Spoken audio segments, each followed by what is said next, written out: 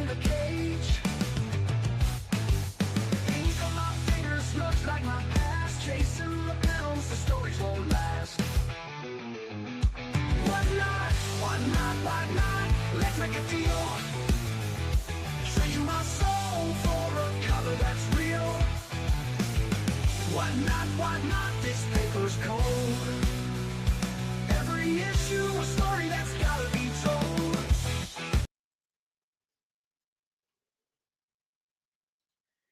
Hey everybody, it's Wednesday, it's What Not, Why Not time. I'm your host, Flatter Santa. You know me, you love me, you love to hate me. I am here. So let's bring in, we've got our panelists backstage. Let's bring them in. First up, she is the accountant of What Not, Why Not. She is Skipping Stones. Hello, everyone. Thanks for having me, Santa. Oh, you're very, very welcome. Bud.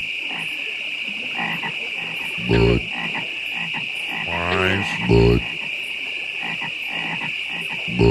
Pines. Bud. Bud. Pines. Bud. Pines. Bud. Gotta love it. And of course, we've got a returning panelist. This is making his second appearance on What Not, Why Not. He is the crazy man who's got Mark Jewelers and Invincible all in one. It is Invincible Collection. Hey y'all! Hello! Thank you, Flat. And Flat, I Hey. gotta apologize. I'm always calling you Flat Beard Santa. I don't know why. Yeah. I think about that. So Yeah, I didn't how you correct. doing, I didn't correct. I'm like, whatever. I know. All right. Next up, we've got a crazy man. He came from Buffalo. He moved because, well, it's just too cold here. He moved all the way down to Florida. He's a little baby. I swear to God, I made the joke earlier to Skippin'. I think he's illegal, and he got offended, thought I was calling him an illegal alien, and he's racist. So he is what he is. It is Omen Dig. Bacon? No, I want my bacon. I gotta tell you something. Bacon is good for me. That is absolutely hilarious. I'm so glad you found it. I'll take a beer out. I'll take a beer out of the fridge. Again. When you said crazy man, I thought you were bringing in Punisher, but you segued right into me. So I'm appalled, but I'm so happy to be here nonetheless. All right, we got a full crazy thing. All right, so next up, he's out there in Las Vegas land. He's out by the bright lights. I think it's rotted his brain, but he's old, so you can't tell. It is Joey DWW1. Oh boy, here we go.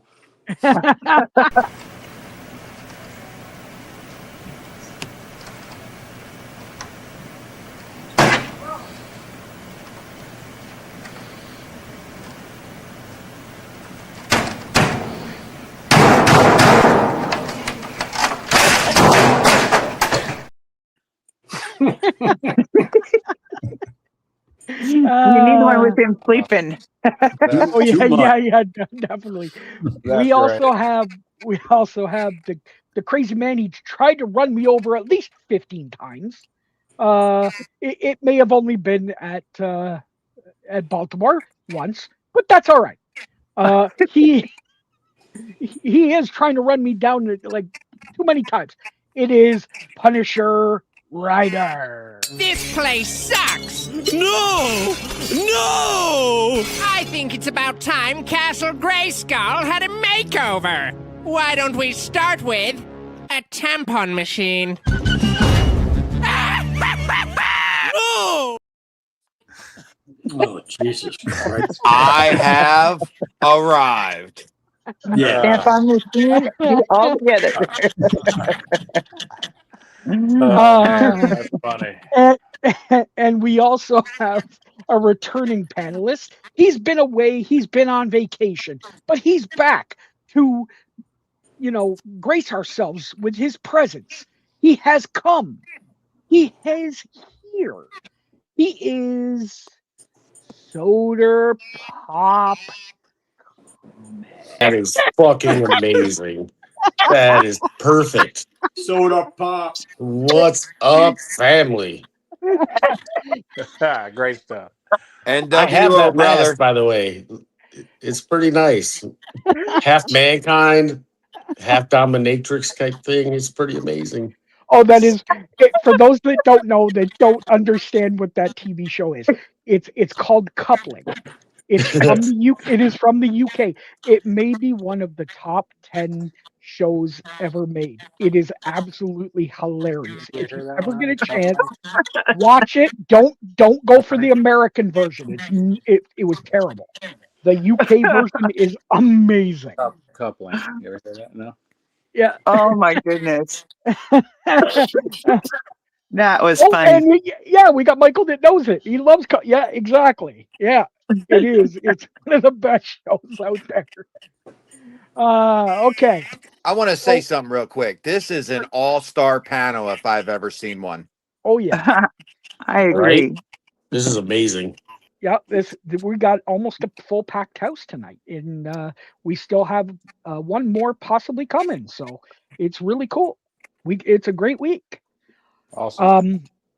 But we're going to go in to our first part, which is of course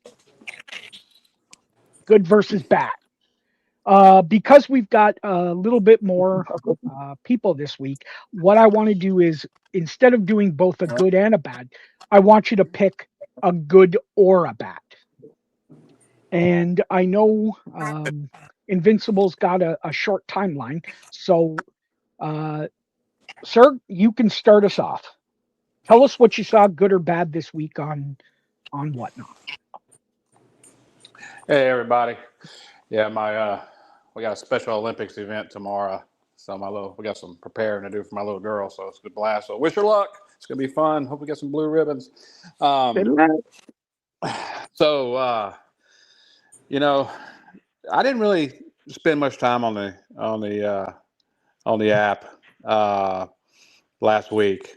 I can tell you that I've come across some new sellers, and we can talk about stuff that just separates things and how to maximize your widgets that we'll talk about in a little while. But no, really nothing much to add in that department. So the new sellers, they're you can. Good stuff is if you're in there shopping, you can certainly get great deals. I'll say to anybody out there, if you're new, don't do like a lot of people do, and can do, and that's do dollar starts and $2 starts. You got to have the audience for it, or you won't last very long. So just know your audience, get what you can for the book that you need to get for the book. Understand what you have in the book and how you can make a profit off that. But don't start them low if you have 5 people in your room. It's not going to work out well for you. It works out better for us. No, it works out great, man. I get stacks in the mail, Yeah. And what's funny? Here's something I want to share. I shared it. I'm in a chat thread, and Omen's in there in that chat thread with us. I think Punisher, you might be. I'm not sure, but I opened up a package today. And I'm going through it, and I look on the back, and my note's on the back, because I note every book the same. So I don't know when I sold this book, but I sold this book, and I bought it again. It's back in my house. It's the funniest thing. So it left my house, and now it's back again. That's to me, that's just hilarious. And I texted this, and he's a really prominent salesperson on the app, and I sent him a message and told him, we laughed about it. But yeah, it's good stuff. Good stuff. And Flat, thanks for having me tonight, man. I appreciate it. Oh, you're very welcome. And we're just wait. He's coming in. He should be here any second. Alien. But we're going to go into Skipping. What did you see that was good or bad this week? Well,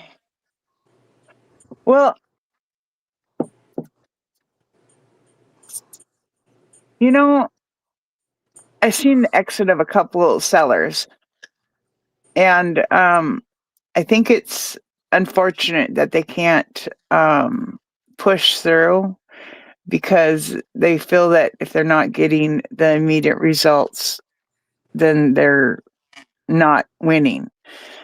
And so I find that kind of sad, right? So is it bad? Maybe. Is it good for people coming in, or for those of us that are still in? It's good.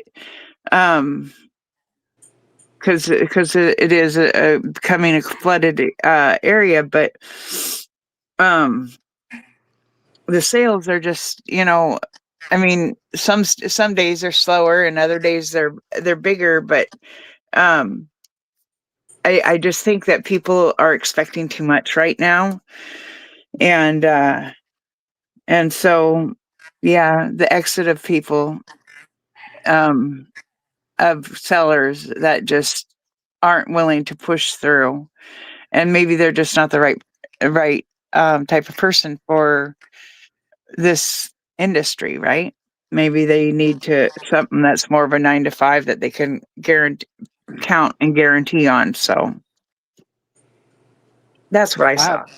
I have something I'd like to add that I didn't get a chance. That I just thought about since I've been on, just my second time on the show, and the first time I was on the show was before Mr. Beast did his big $1 million giveaway stuff, and I can tell you that ever since then, every one of my shows, the amount of new buyers that I see is incredible.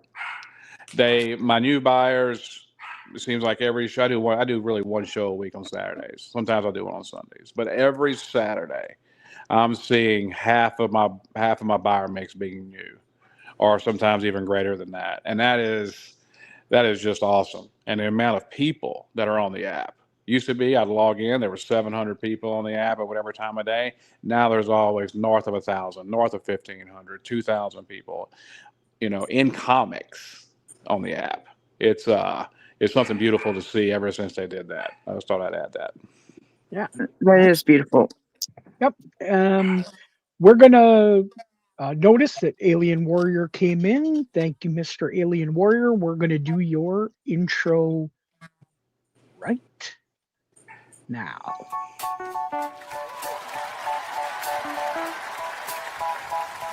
Oh, Jesus. They say, oh my God, I see the way you shine. Take your hand, my dear, and place them both in. What The regular song that goes with that sucks. I had to pull out the music.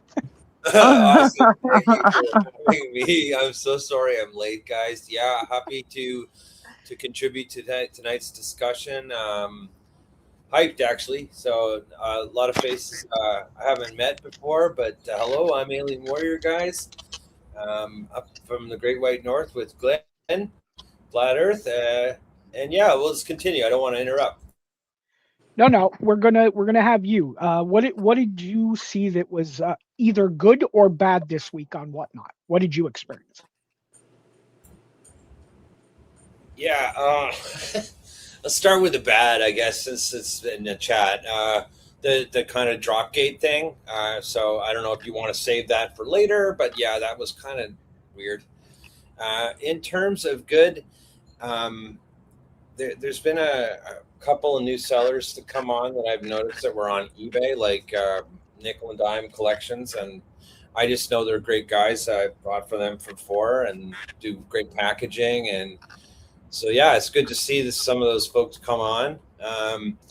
Yeah, and good to see everybody. Happy tax day, I guess. Yeah, happy. All right. We're gonna go to Omen. What have you got that was good or bad this week?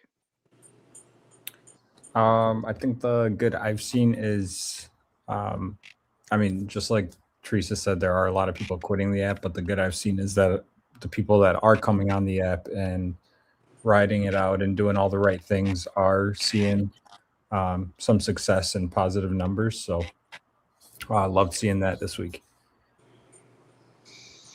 Very nice. Oh, we've added a new feature that if you go on more than 3 minutes on a topic that is, that really is a sort of a yes or no question, we are going to play this.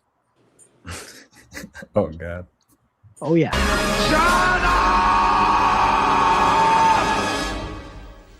Shut up! Shut up! Shut up! I think we're going to see that a lot with Punisher. Anyways, okay. Joey, what have you seen that was good or bad this week? I'm going to tell you truthfully, I wasn't on Whatnot basically at all this week, except for doing my own stuff. So I really didn't see anything going on, and nothing good or bad for me this week. Okay, Mr. Soder Pop. Going to piggyback on what some of the others said. I was on some new seller shows and was telling them about what not, why not, and just giving them some helpful advice.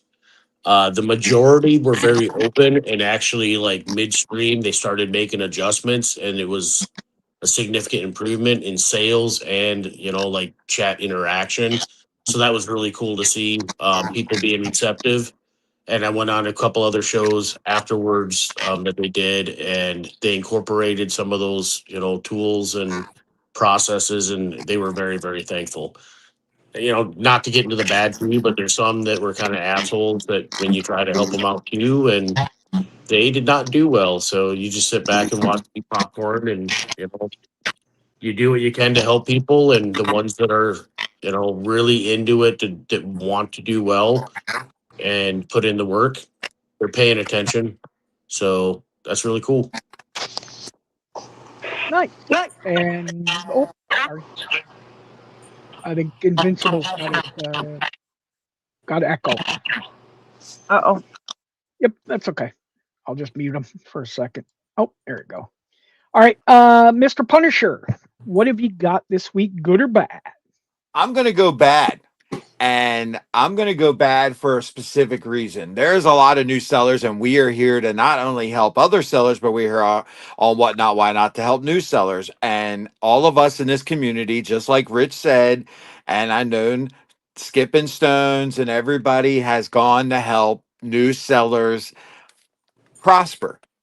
Well, I have been doing research, as we want to laugh about it, and I've been going around the app, and I see some new sellers, and I go in and check out their books. And I was like, okay, I'll pick up some. I want to support the new sellers. A week goes by. They still haven't shipped the item. So they decide to have another show. So I go into the show and I said, hey, did you ship my item? Oh, yeah, I shipped it this morning. 4 days later, they still have not shipped it. Not that the clowns do not understand that I have inside information on tracking, and I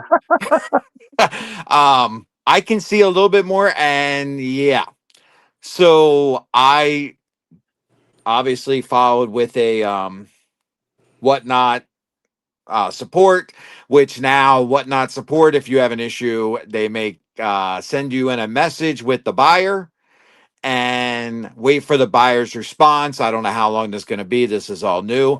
So what I'm saying to you is, if you're a brand new seller and you're trying to make it and you already have 5 days on your shipping, you are doing it wrong. Why in the hell are you starting a show a week later and you haven't even packed up the show from before that you only sold 10 books? That's bullshit. And I can tell you right now, there's just I messaged Flat Earth about this when I was doing some research. Okay, I have a feeling there's people trying to scam on the app that are like putting some books up that they may have got somehow, some way, that may not even originally been theirs. and trying to get money, even though they don't get paid till it's delivered. But I just been seeing some things that I don't like, and just be very, very cautious. Well, I'll add to that too. So you don't start another show until you've shipped your other show. That's the old adage. Right. But That's been for 6 years that I've been on. yeah, you also have very, very, very prominent people on there in comics. I'm not going to name drop, but I mean, they get a shit ton of people in there. It takes them like a week and a half, 2 weeks. And they only do one show a fucking week, if that.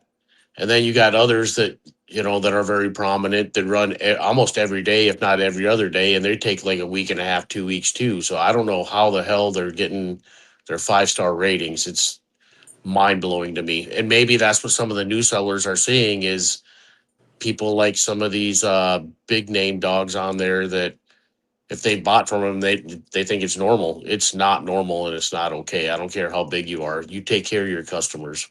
No, I mean, it's different if you run a whole weekend show. You know what I mean? Like, I'm gonna name drop Skipping Stones here. If Skipping runs a show on Thursday to Sunday, and she is offering combined shipping, and it doesn't go out till Tuesday, okay, everybody understands that. But when you have a show on Tuesday and don't have another show till next Tuesday, and you don't even ship out anything, there's a problem. And then you're going to run another show. Exactly my point. Yeah, you run 5 freaking shows and you're just piling up the books, taking the cash, and you wait a week and a half, 2 weeks to send the books out.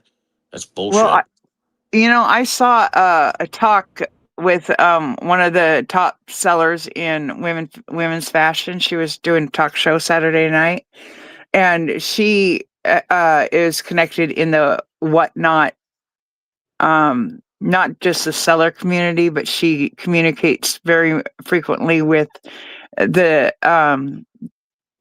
whatnot organization itself.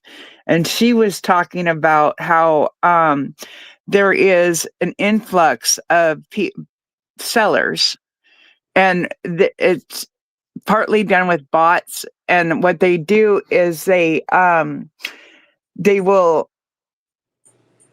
use the credit. They'll create accounts, and they'll share the links for the credit, and then the people buy from that seller, right? And they never ship the item out, or they'll ship the label or whatever. I'm not quite sure how it works out. So that way they get to their 1,000, and then they start scamming people, right? And anybody that starts coming in that's organically, right? And then those people become sellers, and they get that $150 or $200 credit, and it's an organization, and they're going across all categories, and they're doing shows, and sometimes the shows are recorded of other people's shows, and they're selling the same, or they're trying to sell the same books that other people have already sold. And I'm not quite sure exactly how it works, because I'm like not technically savvy, but Whatnot is actively trying to shut down all these different sellers that are doing this massive credit dump, and not shipping the stuff out. And I don't know if that has anything, if that's correlated with that or not, but I have a feeling the credits are going to go away. Guys, can I just say, if anything, about the good and the bad and the ugly and stuff, the good definitely is whatnot, why not? I mean, to get this inside kind of information, to see behaviors and as sellers and as buyers, it's really, I just want to shout out to the panel. Thanks for sharing every week, because some of the stuff that I've heard, like I took me, I don't know, 2.5 years to get to 1,000 sales or something, 1,000 deliveries. And on what Punisher was saying about shipping, customers have like a basic understanding, I think, from using eBay and all these other online tools for all this time. It's like you ship within a day or two at the max. And right. I was really proud. Yeah, I was really proud to get that little icon on my profile that says fast shipping with a little truck that goes fast. And it's like, it's like a badge of honor now. And I kind of want to hold that. And I think customers do have that basic expectation. So as sellers, if you're going to do a show, make sure you're shipping the next day or the next day. The next business day. Yeah. Yeah. Let me ask the panel something. If you go into a stream and you see somebody with a 4.7 to a 4.9 rating and 5 days to 7 days shipping, are you buying from them? Leave. No. No. Hell no. Nope. It'll depend. Here, that one's majority no, but if it's a big book, I'll take that chance. I'm just saying, for the majority of these people, I'm not talking about somebody that something happens to somebody. I'm not going to say their name, but they had a tragedy that happened. Can somebody's backlash? Not me. No, is it Invincible? Maybe. So there was a tragedy. So I reached out to the person explained what happened. And I felt, hey, listen, I know you. I am not worried about you. You take care of your family. Okay. That is the most important thing. But I'm talking about people that are new on the app you don't know who they are. They don't have a reputation, nothing. I mean, I felt bad on Zilla and King who are in the chat. I shipped my books out on Tuesday because I had a funeral on Monday and they didn't get it till yesterday, which I felt awful about, but I had no control over it. They had it over a week to get it delivered to them. So that was insane. You can't control that, but at least the customer can see that it is processing through the system. If you're not processing it and there's no scan on it, I don't want to hear that you sent it out. Okay. If there's not a scan on it by now, 4, 5, 6, 10 days later, you didn't send it out, period. Yeah. Okay. Exactly. And So one more thing I want to mention about bad. One quick one. If you're going to come up and show up in a costume, make sure you know what costume you're wearing instead of telling people it's something else. Well, let me pose this question to you guys. How does a prominent quote seller have 9 days shipping with a 5.0 rating? That's my point. Correct. It's horrible. Because it's favoritism. It always is. It always will be. Well, you want to know something? What I think they should do is they should take away that favoritism, and all these people that I know for 6 years that still have that favoritism, they should just not let them be like that anymore and give it to other people. Well, that I agree with you in the rainbows and unicorns world, but we live in the real world. Just it is what it is. Well, another question. Do what's best for your to customer. you. That's it. That's all You're talking about that fast little mail truck on the screen. I don't see I have one of those. So for me, on Wednesday was my show forever. I've been on the app for about 3 years. I was doing one show a week on Wednesdays. I could only ship on Mondays. You know what I mean? That's when I get my packages out on Monday. I got a note from Whatnot that said, "Hey, if you don't ship faster, then you're going to get a penalty, and we're going to charge you more commission." And so I moved my show to Saturday. So now that I ship everything on Monday. But I got this emails. I'd get a penalty, and then to your point, I see all these other people with 5 to 7 day shipping times. How the hell is that allowed? It's because they don't monitor any of these people. I think they monitor them, but they have so much money that they're bringing in that Whatnot like turns a blind eye to it. Yeah, I agree. That's not a business. That's not a business. You I can't love do it that. though because it sets us apart. You know. Yeah, it does. It does. Easy night and day. So here's my question, guys. So when I started, I had to jump through fucking hoops in order to get accepted. Bought a couple big collections and had to take pictures and highlight big books. Oh hell yeah! Now everybody since obviously I've been on for like 2.5 years. What's the process now? Does anybody know? Yeah, you go and you apply. About no more than a day, you get an answer back saying, "Okay, go watch this video, do this, and then you're going to be able to sell." And within a week, you're able to sell. And I had to sit through like a 2-hour fucking. It's less not even that long. In a No. Zoom meeting. Did you guys have Oh, that? Yeah, I had to sit in Nope. the 2-hour Zoom meeting Nope. as Yeah. No well. more. Yeah. No Yeah. more. Take a No test, more. prove inventory, a whole thing. Yeah. Yeah, I they need signed to up go at back to that 24 then, hours. because that would weed out a bunch of fucking The people. problem is they Oh, don't you vet like they see them. used to. They need to vet like they used to. Yeah. Anyways, Yeah. I'm gonna say Right. my bad, and we were talking about it in the chat already, and that's of course Dropgate. It What is is that? Dropgate is Dun, a dun, seller. I'm Is not it going what? to name the seller. I'm not going to name the seller, but there was a seller on Whatnot. They also Yeah. have um, a website. They did. You can look at Swaggle House's video all about it. Mhm. They dropped an exclusive for Absolute Batman 19. Was that $2,000 book? Yeah, that's what we're talking about. Fucking Yeah, that's bullshit. Yeah, so I it was 20, retweeted the Snaggle House on my X, Alien Warrior 75. If you guys want to see it there. Okay, can somebody give a Yeah. brief synopsis? Because not that's what I was everybody's heard of this. that's what I was just trying to do. First, they basically started on their website $25 for the book.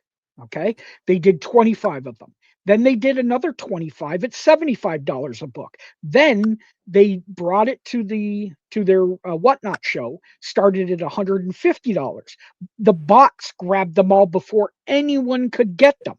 Then they were up at $1,000. They're trickling them out. They're creating FOMO. They're creating scarcity when it's not really there. Now, the $2,000 book that Joey was talking about, those were the ones that were because the artist was there that was on site that remarked and whatever. And again, this is perfectly legal. There's nothing wrong with it. I don't blame the seller for this. He is doing it. I blame the people that are going and buying these books. But Yep. you guys, again, you guys do what you want. Collect what you want, pay what you want. I'm not here to tell you that. I'm here to say, go ahead, spend more money, because guess what? When we get into another stream, you're going to have less money to spend to bid against me on a book I want. So go ahead. I'm all right with it. Yeah, it's not only that, but you also got to remember that book that they're buying now for $2,000, what's it going to be worth 5 years from now? Practically nothing. Or 5 minutes from now. Yeah, it could be either way. No matter how you look at it, the book isn't going to be worth shit. It isn't, but again, we're not here to tell collectors or whatever how to collect. Let them do what they want. They're going to have less money. Yeah. You're going to win in the end. It was a pretty good summary, definitely. And yeah, if you guys watch the Snaggle House video that they did that on my X Alien Wars on YouTube. 75. Yeah, it's on YouTube. It's on YouTube. It's on YouTube. Yeah, it's a link to the YouTube. Yeah, I'll dig it out. He does a really great job to kind of explain it all and how it was kind of implemented, if I can say it that way. But yeah, I'll people who might be. Yeah, so that was my bad for the week. Anyways, we're going to move into topic number 1, and that's processing incoming inventory. Now, this is something that I think is absolutely important. And what I mean by this is when you get the books that either from a collection that you bought or from other sellers or whatever, you look through the book. You look for completeness. You look for cover tears. You look for things. You process your inventory when it comes in. You look for double covers, marked jewelers, any other inserts that are possibilities, scratches, signatures on the interior. Things that you need to do to process, I think, is important. So I'm going to open it up and we're going to start with Skippin, because she doesn't do this, but I want to hear her thoughts on the idea of it. Well, I think you should. I absolutely think you should. The only reason why I didn't is because I had 100,000 books and I wanted to get them sold and out to the community. And I'm offering it at $1 start. And but I do, if it's a bigger book, I'll take the time to show the inside of the book and everything like that, right? But the reason why I didn't was because of time. But if I was doing this for a business to profit from, I absolutely would. Not only would I be reviewing the books inside and out, I would also be documenting how much I paid for it, how much it sold for, and keeping a log of that for tax purposes as well. I think that it's imperative, if you're going to ask more than the dollar, then I think that you should. And and if I was, and when I go to the point when I'm liquidated all the inventory and everything, I probably will. And as I do like the cards and records and the other stuff, I'm going to have to make sure like there's no scratches and make sure that there's the inventory is a little bit better. A lot of my inventory is unsold and uncirculated inventory. And so I just ran with that as it's based. My thought is I am doing an estate liquidation. And when you go to an estate sale, you need to be the buyer beware, right? You need to be the one doing the examination. If you want to see the book closer up, you say something. You take the time to look at it. And anytime anybody wants to see anything close up, I take the time to show it. But as advice to a seller that is not doing something like I'm doing, where I'm just liquidating an estate, absolutely, because they take the what are those, the little coupon thingies, the Marvel value stamps. The value stamps, yes. Those can be cut out, right? There could be missing pages from inside of it. There could be writing inside of it. If it's been pre-owned by a child, I mean, even the outside sometimes will have writing on it, right? And so, definitely do your due diligence. Don't do like I did, and I've been doing. And like I said, the only reason why I'm doing it this way is because I am truly just trying to liquidate an estate, and I'm treating it as that. If I was treating it, if I was trying to maximize my dollar and try and so do you understand? I'm really just trying to liquidate, and I think that my method is not the method that anybody else should be doing unless they're just trying to liquidate an estate. You're in a unique situation. Yeah. So. Well, again, it wasn't. When I was saying it, it wasn't to be a bad thing. It's the idea that you are in that unique position, and still you're saying for new people to do it. That's yes, absolutely. Do it, and then do it to the and write. Make your notes if there's flaws, if there is a perfect book inside. You learn your grading a little bit, learn your books, what you're selling, and know what you're selling, because you're trying to make a profit, and treat it like a business, not like a garage sale, yard sale, estate sale. Do it like you mean it. Mr. Invincible, because I know you're on a schedule. What have you got to say on processing? How do you process your inventory?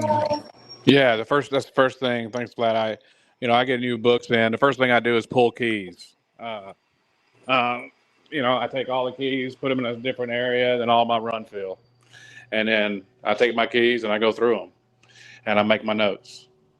I make my key notes and any blemishes or any imperfections in the book, so when I talk about them. To me, buyers love it. They need more of it. I can tell you that guys that don't do that and they're on stream, they just put a book up in front of the camera and they don't talk about the key information for it. Here's an X-Men whatever book. That book might sell for $4 or $5.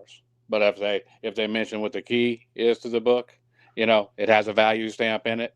Everything's intact. Now that $5 just went to 15 or 20. That's the difference. Just do a little bit of homework.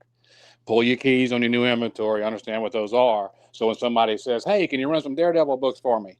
You know where your keys are. You know where your run fills are, so you can put the books up so you're prepared. Don't be putting keys on the screen if you don't know their keys. That's just one way that you can't maximize your income from a new collection that you worked really hard to go get. So that's my 2 cents.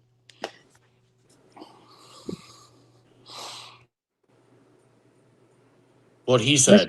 Mr. Okay, Mr. Soda Pop, what have you got? No, he nailed it. There are times, like for me, again, everybody's going to have slightly unique situations. We bought a big ass collection in Tennessee. Can't remember if it was last summer or the summer before. Everything's fucking blended together, but I'm still processing stuff through that. I went through, pulled out the keys that I knew that were in there. Some minor keys are still sitting in there, but that's for me. I'm still processing some of that stuff, and instead of taking, because I get so much in at like all the time, I'm just on Thursday mornings, I'm just going to start running stuff, blind pulling, 2 long boxes and starting them at $1, or $2 or whatever. I think tomorrow's like $2. Getting them cheap. If they want them, they want them. But on my regular shows, that's curated books that I built into shows. It's not, all my shows are built out. Just like Invincible said, I list all the keys. If it's, Bronze Age or older, I put in the date that it came out. Sometimes if it's a significant writer like Neil Adams or something like that, I'll throw that in there. It does make a huge difference in your sales.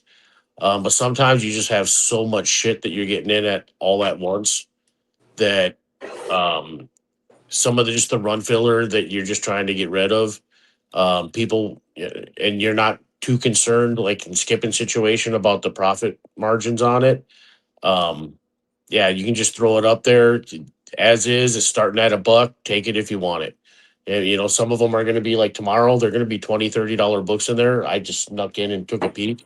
I know they're in there, but I know some of the keys, so I'll talk about those keys. But for the most part, definitely go through your shit, especially if you're trying to maximize profits on it. Especially on the bigger books, you have to know what you're dealing with. You're a human being. You're going to miss stuff. It happens. And just like a good seller should do, you take ownership and accountability for it and make it right. But it should be very rare and far between. Zilla brought up a point about new bag and board. Of course, if you can. Again, that you have to factor that into your cost. So, I'm sorry. I'm sorry because yeah, I'm sorry. I know I should be begging and boarding and everything, and I'm sorry, but like I said, I just treat it like an estate sale. And if you were to go to a yard sale, I'm just bringing it to you, right? You're bringing $1 and getting, a bag and a board right. costs. It's cost. I would not be able to offer $1 books if I begged and boarded. Guys, it's transparent. Yeah. Skipping, you got probably a whole warehouse. You have a physical space issue, I'm assuming. You have so many books from the state. Yeah. I do. So as long as you're up front and it's like, this is how I roll, that's cool with me too. I figured I'd rather let you guys beg and board them than me having to charge you 2-3 times the amount, right? Yeah. And my time is valuable too, and there's no way possible I could have changed out the bags of boards and sold, well over 20,000 books in the 8 months now, I guess, that I've been doing just the comics by myself. There's just no way I could have done that and offered a very good price. And I, I've asked my chat, and my tribe, I really don't like the word chat, but I offer. Do you guys want me to put everything in bacon boards and increase the price? And the census across the board was we'd rather put it in bacon boards and get the good deal. So, but I'm sorry, you guys, because I know some of those bags are just got 30 or more years of dust on them, and so.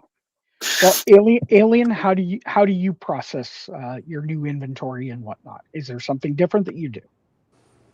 Yeah, thanks for having the opportunity, guys. So yeah, I don't know if you all know, but most of my stuff is just my PC that I'm slowly liquidating for my daughter. So I kind of treat new inventory that I pick up, which I recently did over New Year's. I'm still processing a lot of it as I look around these boxes. But what I like to do is what someone mentioned. I'm sorry if who might have mentioned. I want to give them credit. But I use the website. What's it called again? Sorry, guys. Give me 1 sec. It's called Pornhub. Key. Yeah, Key Collector Comics and my comic shop. And I like to spend the time and go through each book, whether it's Key or not. I mean, that's cool. I mean, yeah, I know it's important for keys, especially, but I'll actually write in a standard. So I have a standard naming convention that I use. And in that naming convention, things are like the publisher, the year, the number, of course, the title of the book, if there's a subtitle, and then things like what Invincible said, whether it's got an MVS stamp or if it's got any writing, or perhaps if it's an older book and it's detached at the cover, or a staple or something to that effect. But yeah, go through them all, especially vintage books. Vintage books are guaranteed to be full of flaws, if I can say it that way. Modern books have been treated better than vintage books, but you still want to look through them for writing and for, I've even found things such as like folded pages back because that was a miscut and the owner didn't realize what it was. So they folded the page back so that it kind of stayed flat, even though it's a miscut and the page is kind of gnarly.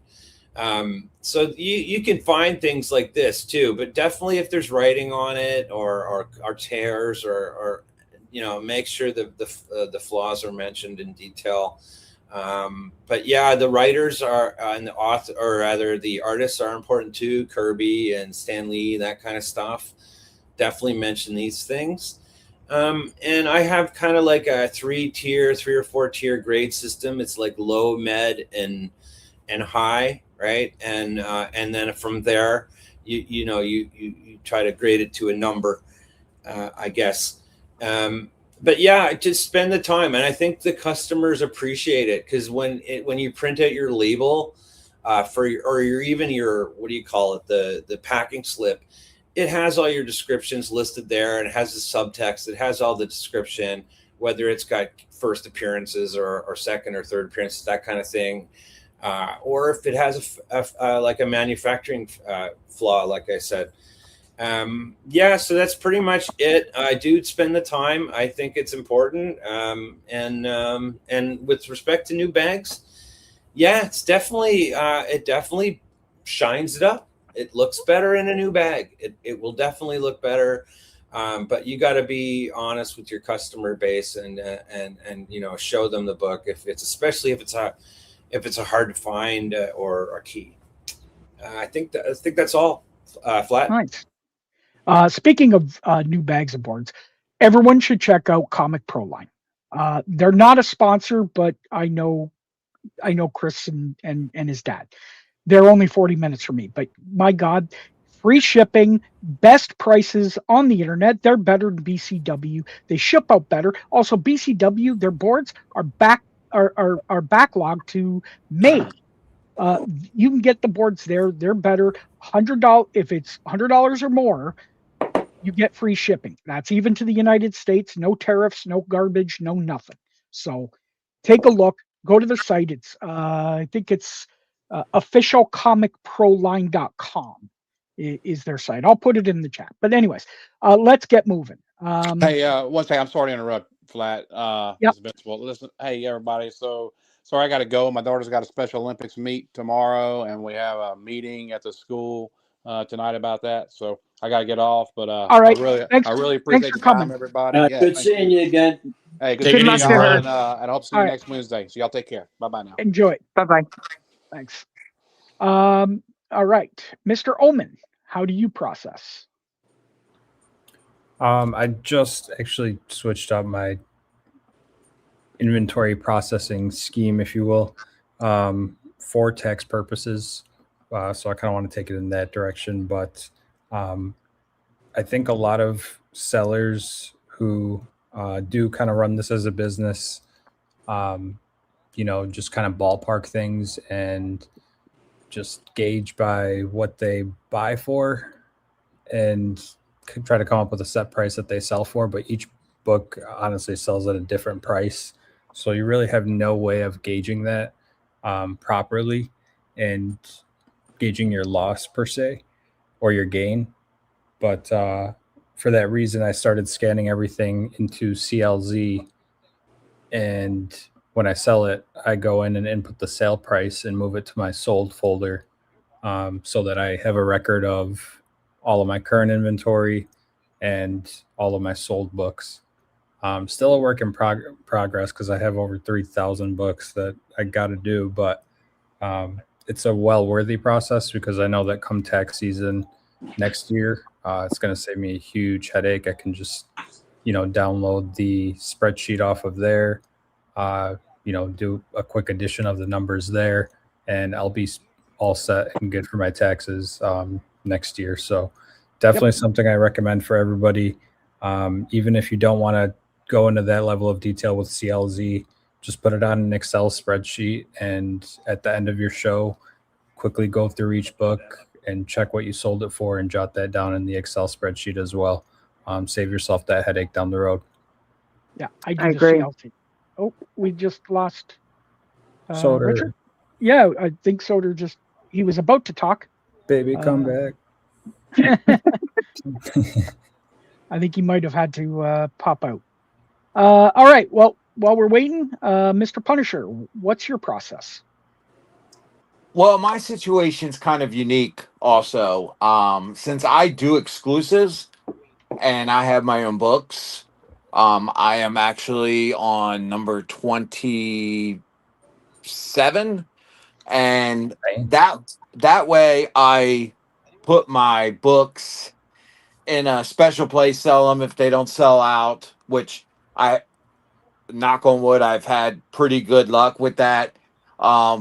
Besides that, I've really evolved. When I first started, I was more, as I'll call it the Santa books. You guys can still hear me, right?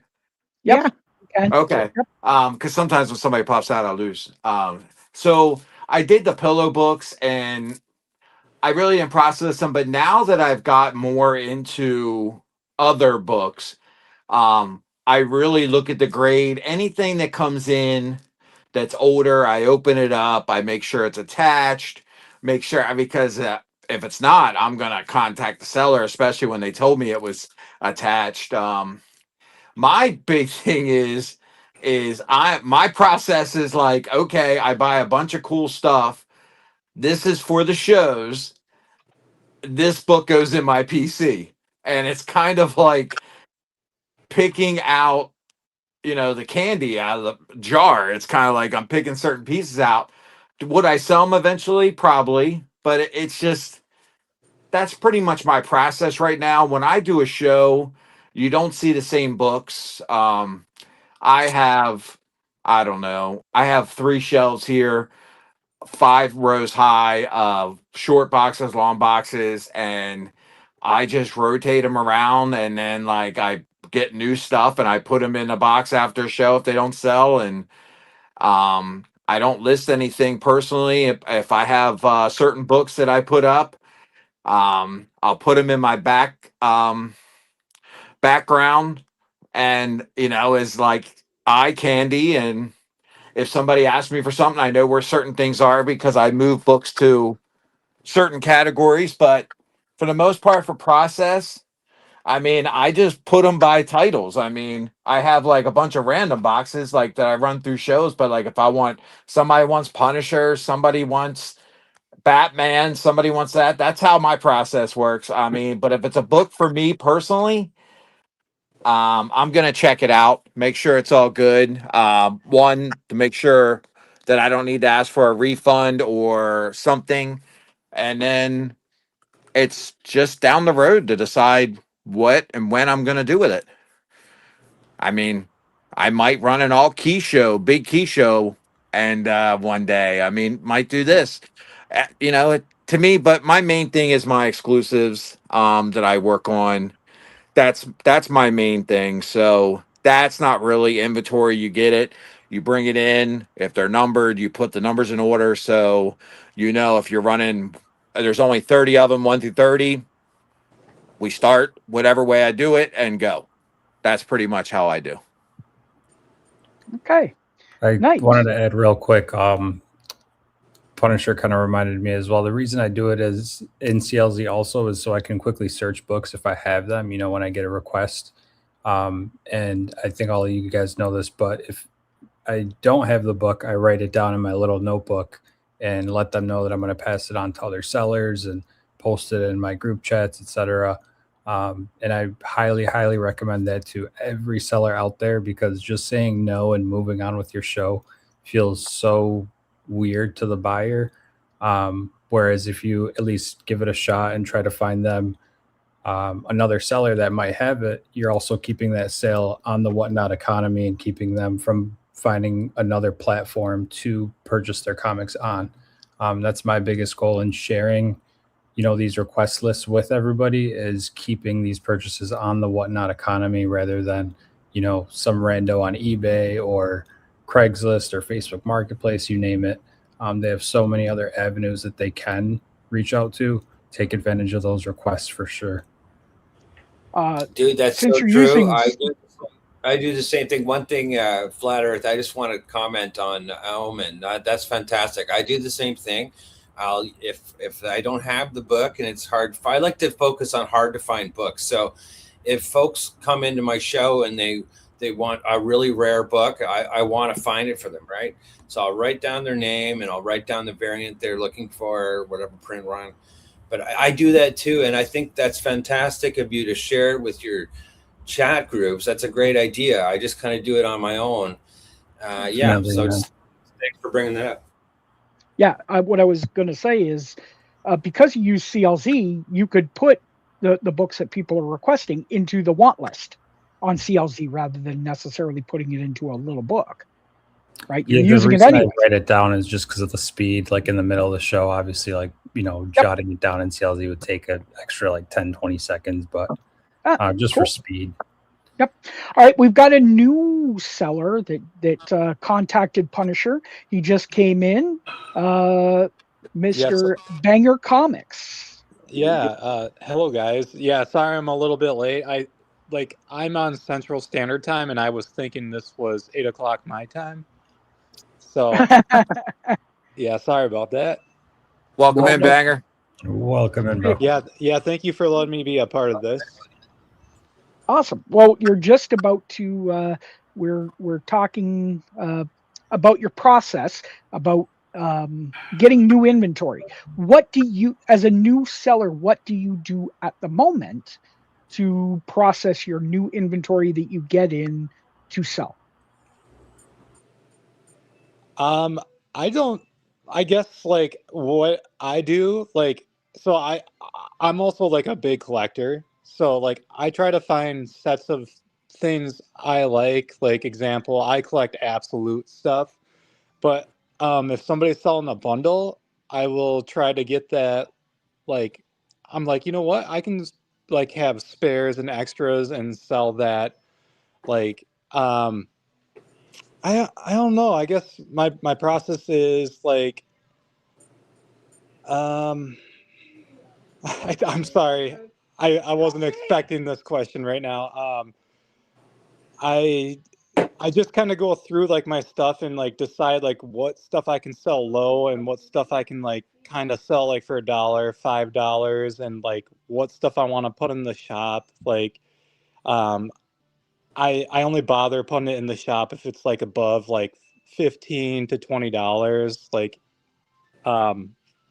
that's kind of what I do. Like, I get collections and just kind of like go through the stuff I want to keep and then go through the stuff I want to put on Whatnot.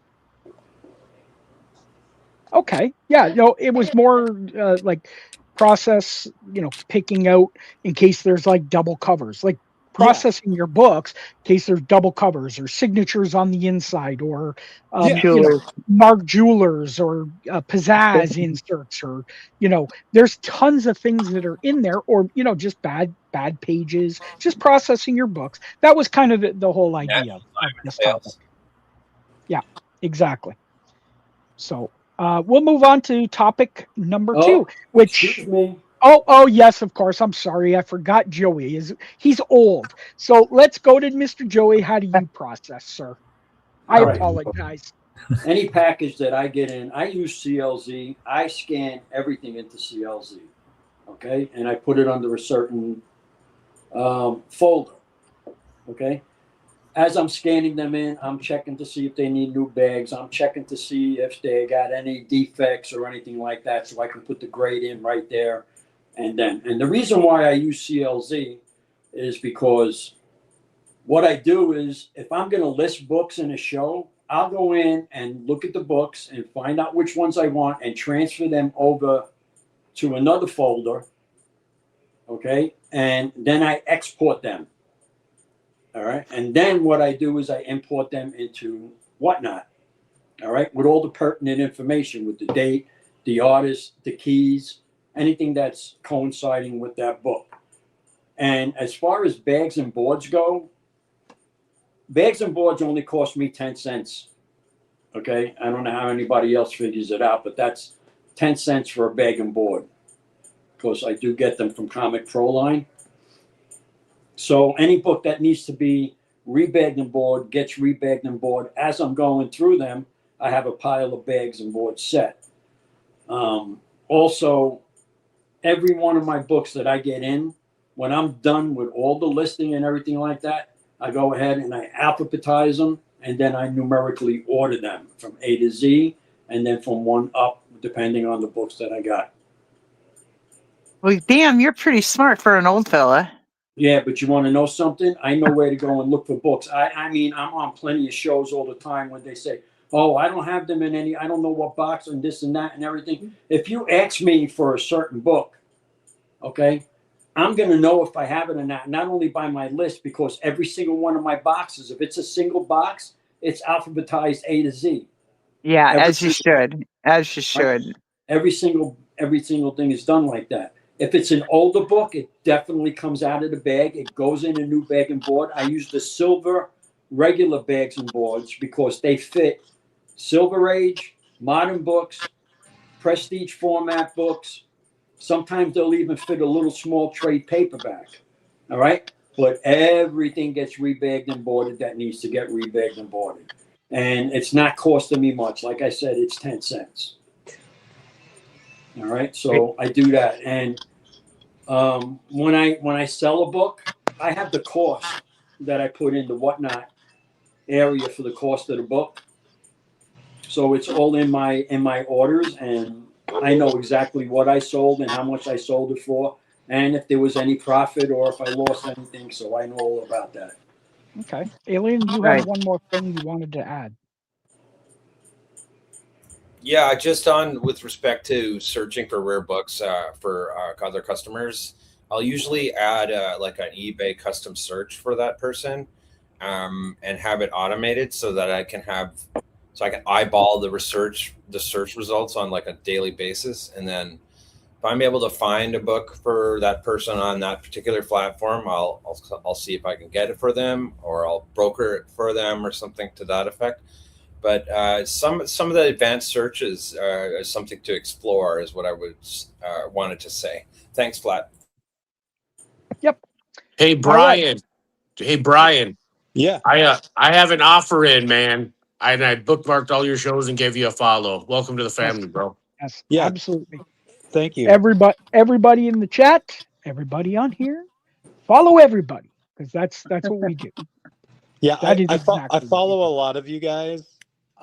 Yeah, I'm familiar with Joey. I pop in and out of your shows, Joey. You always see me, and Yeah, I oh know. I got you. yeah, Omen Bids. I see you too a lot, and Skipping Stones. I bought a few things from you recently, and I gotta follow some of you other ones. And Punisher is the one that actually like told me about this thing. I think it was in Metal Wizards show.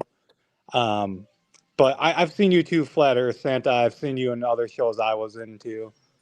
Nice. Maybe that's We're happy scary. to have you.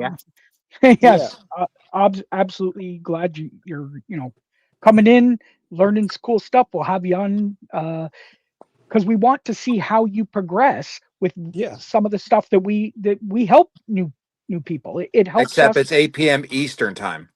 yeah. Yes, it is. Yes. Okay, let's on to topic number 2, and that is treat collectibles like widgets. And the idea was, uh, Banger had brought it up that he's a collector as well, and Punisher brought it up too that he picks up the big books. Sometimes, if you're going to treat this like an actual business, you you have to treat collectibles like widgets. And what I mean is you can't have ties to them and be like, oh, I'm not going to sell this. I love this book too much or whatever. If you're not going to do that, keep it. Just don't even attempt to sell it. Forget it. Worry about the ones, because if you get a great deal on it, pass that along. You don't necessarily have to get FMV. It helps, but if on Whatnot, people are looking for deals. So if you can get it at a good deal and you pass it along and you make a decent profit, you're in the win, and you're going to be doing a lot better than a lot of other people. So again, I wanted to bring that up and see what other people thought. Mr. Soderpop, how do you treat it? I am a collector as well. I do it multiple different ways. I have like a bucket list of books that I want. I've been fortunate enough now to where a lot of those are done. So when I get other ones, I upgrade my copy and sell the other copy. Or sometimes it's like I was looking through my inventory today of my PC. It's like I'm really not attached to this. I could make a shit ton of money on it. So I'm gonna be pulling some stuff out on that. And I agree, it is a business for me. I do this full time now, so um, I have grail books that I'm after. That's what I chase is like bigger books or rare books or just shit that's weird. So yeah, I say you have to treat it differently.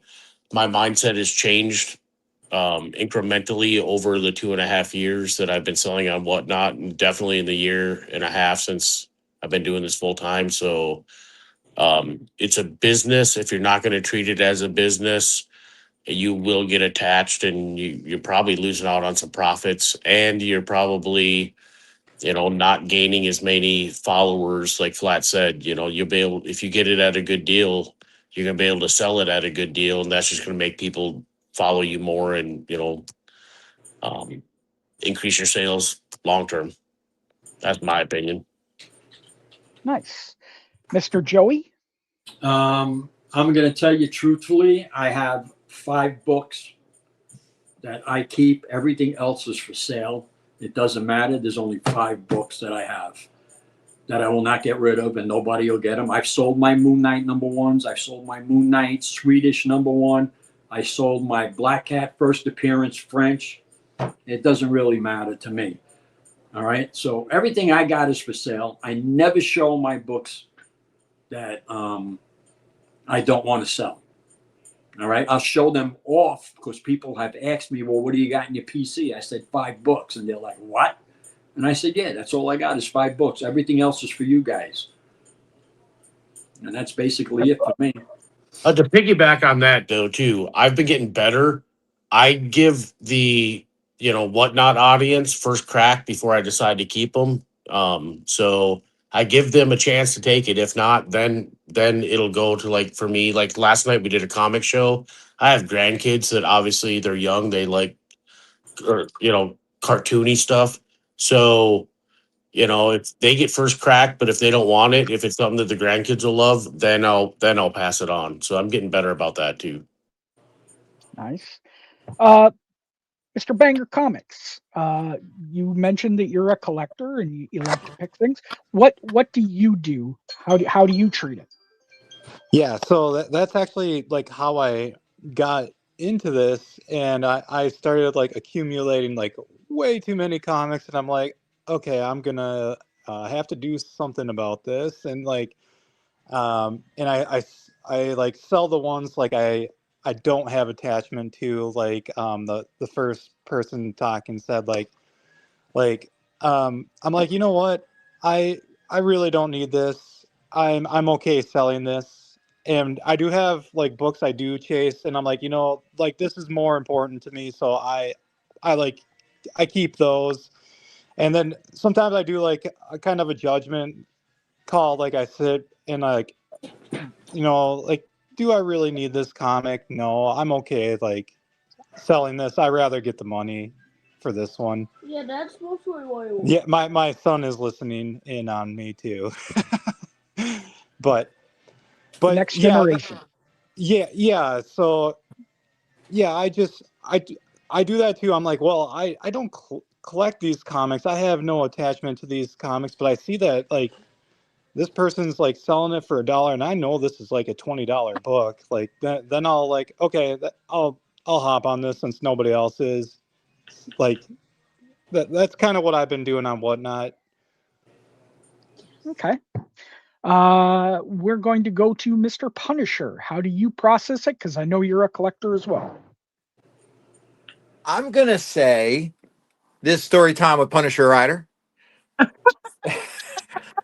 3 minutes on the clock. Listen, I'm gonna start. I want my time back. All right. So my mindset has changed.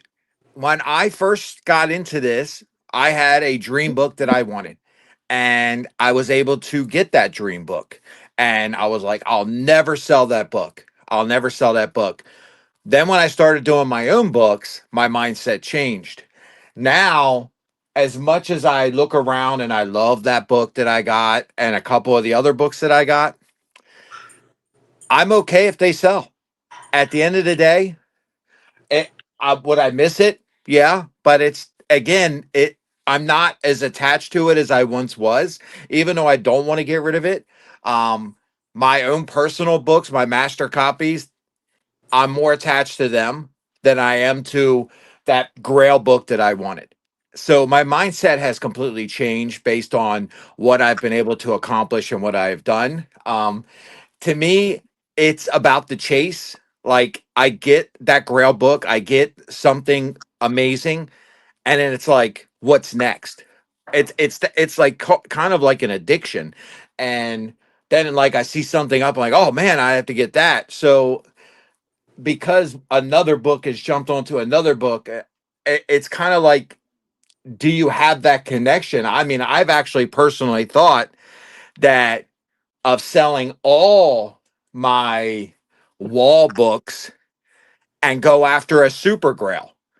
And I've had that run through my mind lately. So obviously I'm not attached to them that I won't willing to sell them. The only thing I will tell you is for the sellers that put stuff up on Whatnot, like they sit there and they put it in their background or whatever, and they have no intention of selling it ever. They just do it like show and tell. That drives me insane. Unless you're doing like a show, like I have a show Saturday, for example, and you're showing the books for a preview, fine. But if you're just showing it, just like, hey, this is my book, I'm never going to sell it. Why are you putting it up there?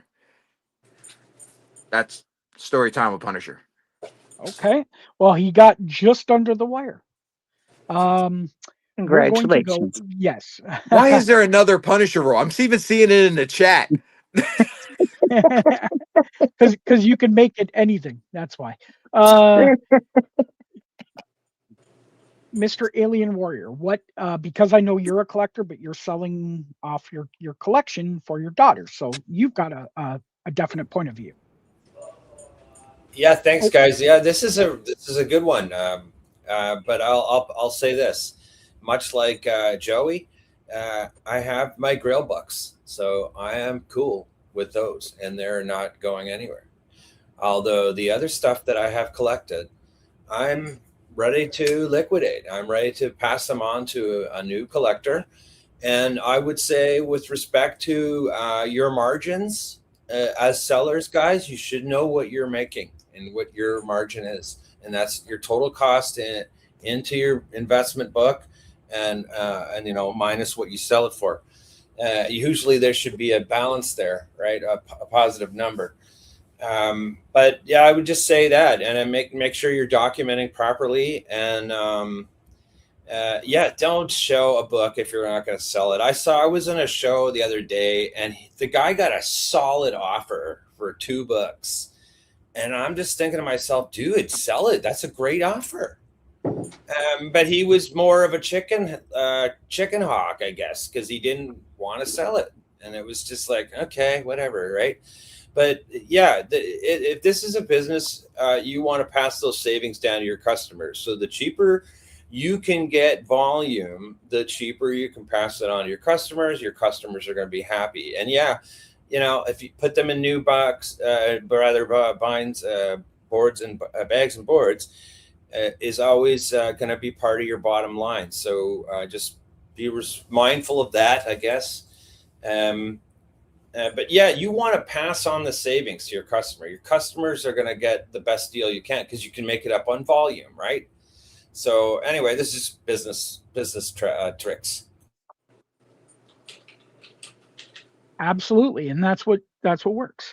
So, Skipping, you do things a little differently. So you don't have that trick of keeping anything. But I noticed a little bit over the last little bit that you're starting to get a couple things here and there that you want for yourself. So what do you do? Like, Yeah, well, what's for the me, I grew up with my uncle and my grandparents, right? And they were collectors, aka hoarders, is what it kind of turned into, because on certain items, they collected it and they collected it and they collected it because they knew it was worth money. And one thing I learned, you guys, is you can't take it with you. And you can only love so much stuff. So I do collect things besides outside of comics. But with my comics, on my final day of selling, I'm going to be selling pretty much every one of my comics. I have the exit plan is going to be selling my PC. With exception of the book that was my uncle's that he had, and he did display it in his store, and it said not for sale on it, and that was his 1919 comic book. And that's the only one I plan on keeping long term and passing that down to my family, the next generation, and keeping it in there. You can't take anything with you. We all are going to die. It's inevitable sooner or later. And so my thought is, if you can get a good deal, keep what you love, absolutely love, and get rid of the rest when the opportunity is right. Because otherwise you're just going to be having your children or your family member who is dealing with your estate dealing with it at some point. And, that ends up becoming a lot of work for them. Speaking from experience, right? Yep. I'd like to add something here, actually, to Skip and Stone's point. I set up my business purely to sell comics so that my daughter can use the funds so she can go to school with. I'm doing the same thing. It's exactly right. That is the extra strategy. It's part of that's the goal of the business. I just wanted to say that. And you're right. You got to remember your own mortality. Yep, exactly. Yeah. All right. Mr. Omen,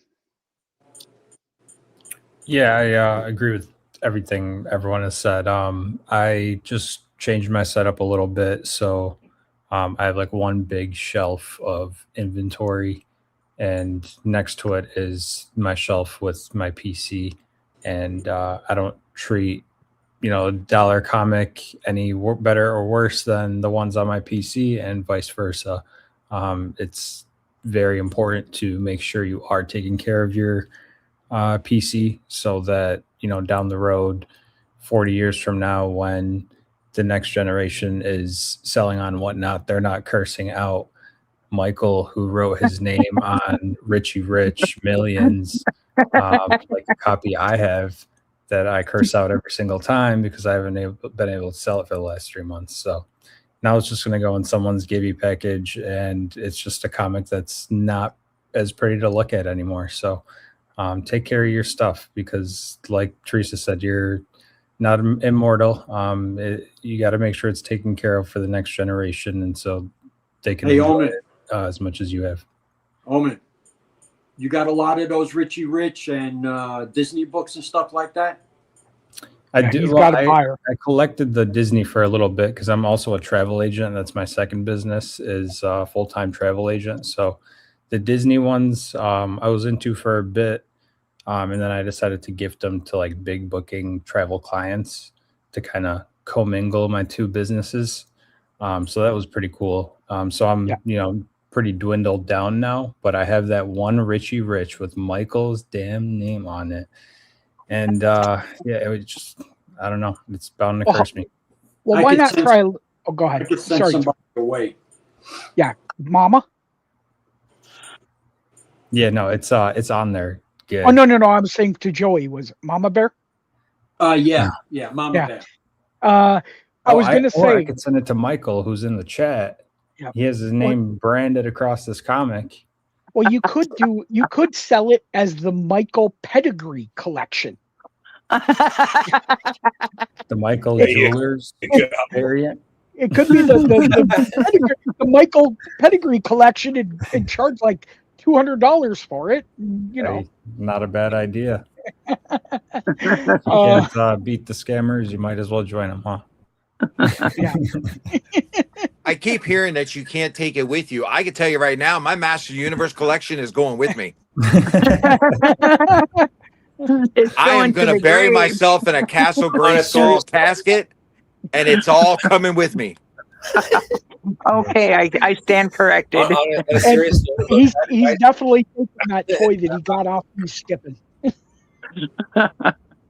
I wrote full documents for my wife and kid to read, and their continuance plans. This is how you grade a book if you ever have to figure out to it.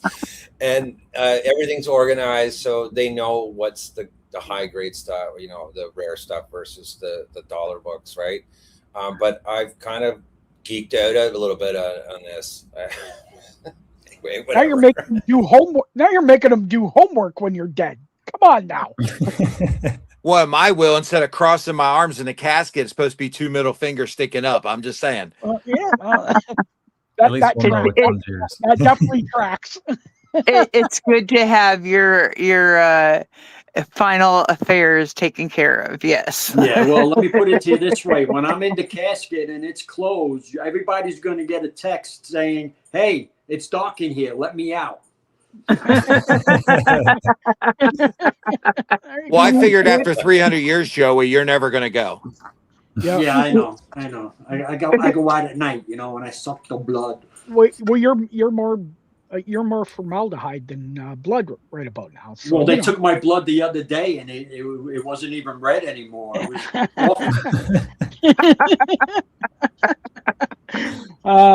okay. I was going to go to the last topic, the how do you show off your item or book.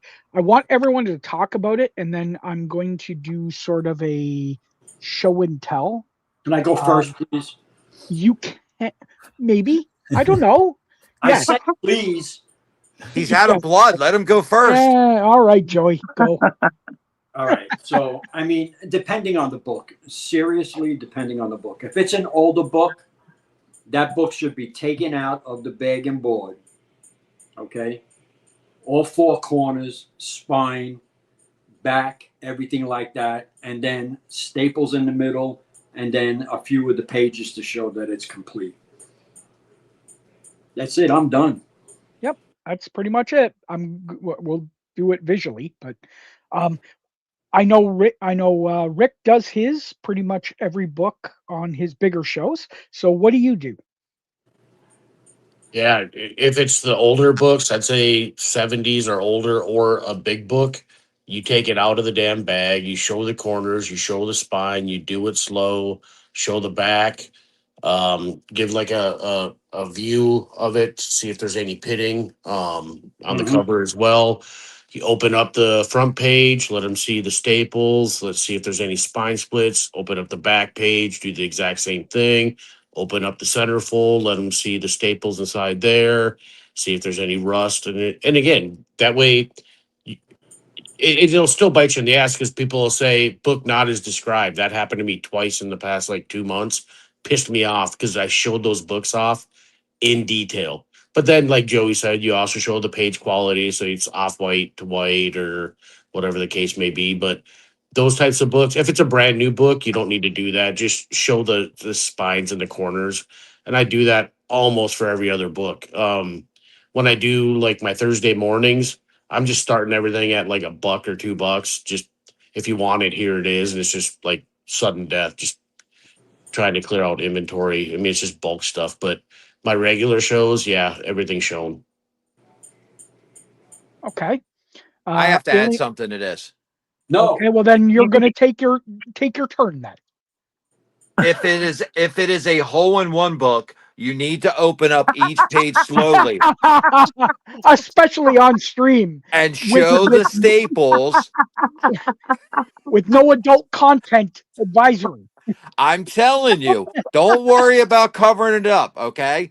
Just make sure you show the pages. Yeah, all of those. Yeah, don't whatever. I All new sellers do not do what he said. Do not. Know what's in that damn book. All right, Punisher. What do you do to show off your books?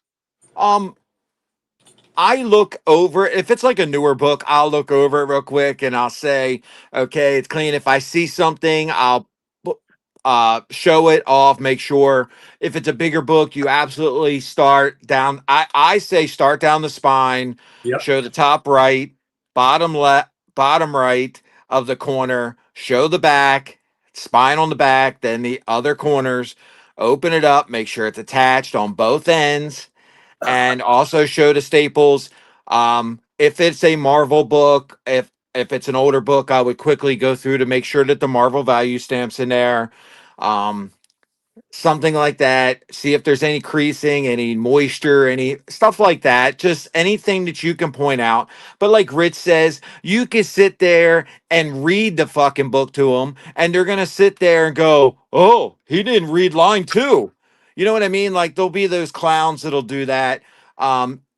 Just be honest. There's no reason to hide anything.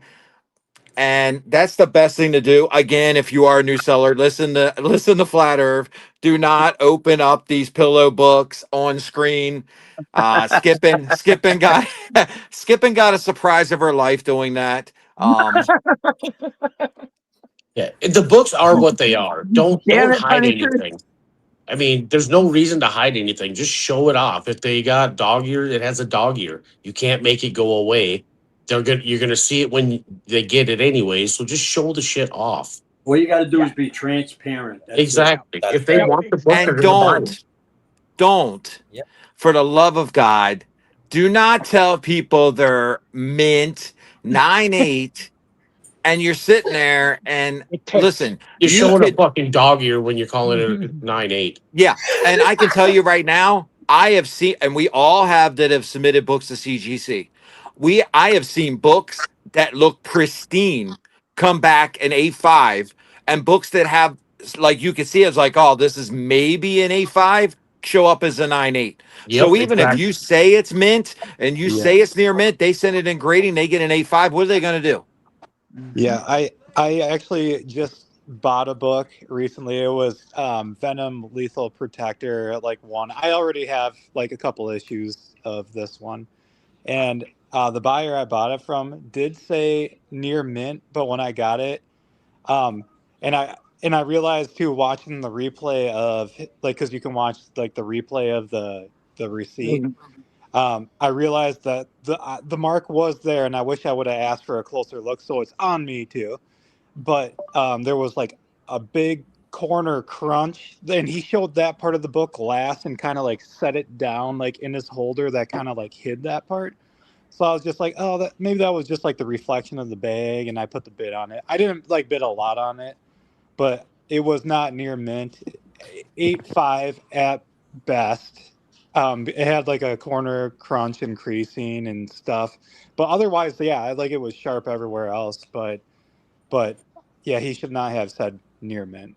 All right, Oh, there's sellers like that all the time. They'll sit there and go, "Oh, I got a Secret Wars 8. This thing's a 9.8 candidate," and he'll show the spine super quick, and like your count, I'm like 1, 2, 3, 4, 4 ticks, and they sit there, and I'm like, "Stop lying, seriously, stop the really quick show, and stop. Like, call it what it is." I mean, unfortunately, they're not all 9.8s, but somebody still might want it. Well, I'm going to add something into that too. So, I mean, this is really for all you new sellers. If you are in a show and you ask to see a book and the person is reluctant to show you the book, you don't need to buy that book. You don't even want to be in process of that book whatsoever. Yep. Yeah, there's probably 80 sellers right now on Whatnot. Out of 80 of them, 20 might have it right now, especially if it's an absolute, a Secret Wars 8. There's plenty out there. Be patient. Yep. Exactly. Okay. Alien, what do you do when you show off a book? Because I've been in your shows and you do it well. Thanks, buddy. Yeah, just everybody has said some really good stuff tonight for new advice. I'll add some slab knowledge, I guess, too, with respect to that going out and coming back. And it depends on the slab too. Sometimes they're cracked. You want to show them, right? I think the theme here, guys, is that you want to be transparent. Absolutely, all the time, especially with big books, the high sought after books like Secret Wars 8 and the like. And you got to be conservative too. Like use a magnifying glass if you have to. I don't know. I mean, like it really gets down to how well you want to do it. But with respect to why I do it is I do a lot of pre-grading. So I'm putting it in the system and I'm putting it in as what I thought it was. And then of course, it's just my opinion. I make that known as well. But I also want to show it to the customer live too. And if they want to see it, you take it out, show it to them. You show all the flaws, because a lot of these vintage books, especially vintage, it's going to be beat up in some way, right? Modern books, not so much, but it's worth you going through it for the customer and treat all the books the same, because you don't know what the customer's intentions are and for them to buy the book. A lot of my intentions when I buy books are simply, I just want it because it's so goddamn rare. But other people may just want it to fill a run. They may just want that book because it's key. You don't know what they're thinking. So you want to just be transparent, I think. And with the risk of being Terminator here, I'm going to shut up. Nice. Mr. Omen. How do you I agree with everything that everyone has touched on. And recently I had a situation where I did, cross all my T's, dot all my I's with a book that was a bigger book. Showed it off completely, and a newcomer into the room bid on the book without seeing that condition. And then, of course, I get the message after the fact, but fortunately, they were able to verify on the video receipt that I did show the condition of the book, and they should have done their due diligence in coming in a room and just swiping on a big price book like that. But luckily it was resolved because of the customer service aspect of the business that I really like to focus on. So as long as you do your part and take care of your customers, everything will be good. But if you're nasty in return, like, oh, I showed the condition of the book off, it is what it is, and give them no option, they're not going to come back. They're probably going to badmouth you to someone else, and it's just not pleasant. So yes, you can do your part, do all the things, but make sure you still take care of your people, and do make sure they're happy. Go that extra mile, hook them up a little bit extra next time if it really means that much to them. It's just not worth losing a long-term customer over minor, flaws and details. A little note to what you just said on that with that book. I've had a couple of times where a new seller came in, after I went through the condition of the book and purchased the book. But you want to know what I did? Every time I do this, I ask them, I said, did you see the condition of the book? And they said, no. I'm happy to show it off again if you're new. I and show it off again to them, and I give them the opportunity to either cancel it or take it. So I did ask if they were, if they saw the condition of the book and everything, got no response. So I just assumed everything was kosher. And then, once they received the book, that's when they voiced their displeasure. And at that point, you already have the book. So you can either return it or you can watch the video receipt and see that it did show it off. But, I gave them just a $2 off coupon the next purchase, and they were more than satisfied and understanding. But just going that little extra mile, $2 is not that major. They felt taken care of and felt seen and heard, and that was kind of the main focus. All right, Skippin', you show off the books, but most of the time when it's unstock, you don't necessarily show them off, but you do a good job doing it. So what's your process? Well, everything that everybody said. So I'm gonna elaborate a little bit because Michael and I apparently were on the same mindset. And he made a comment in the chat, and as I was thinking, that's what I was going to talk about. And when you show the book, because the camera will have a problem focusing on what is the background and the foreground, add your hand, because the camera, for whatever reason, it's programmed to focus on body parts. Put it behind the spine, behind the edges of it, and line the book up along this, along your hand to kind of block out the background and show it. And that allows the clarity of the camera to truly focus on the flaws. And another aspect I would like to add is by showing the book in its true form, not only are you providing a better level of service to your buyer, you also are protecting yourself. And I say this after an experience with selling a Secret Wars 8. While it was unread and unspread and uncirculated and unviolated and all that stuff, it did have some storage ticks on it. And I pointed out the ticks as I was going along the spine. And the person bought it. And then they came back and they said, it has ticks. And I said, you're correct. It did. And they tried to blame it on my shipping and that it was happened during shipping. I said, no, it didn't happen during shipping. I said, I pointed those out, and you can review that on the video receipt. And I took screenshots of the video receipt and I sent it to them in the response message. And I also gave them the opportunity to send it back if they chose to, and I would refund their money. But when you show the book, this has also happened to me once. A person tried to say that a book that I sent him they had purchased that book to replace the book that they had, and they tried to say the book that I sent them was the book that they already had, and they were trying to get it for free, basically.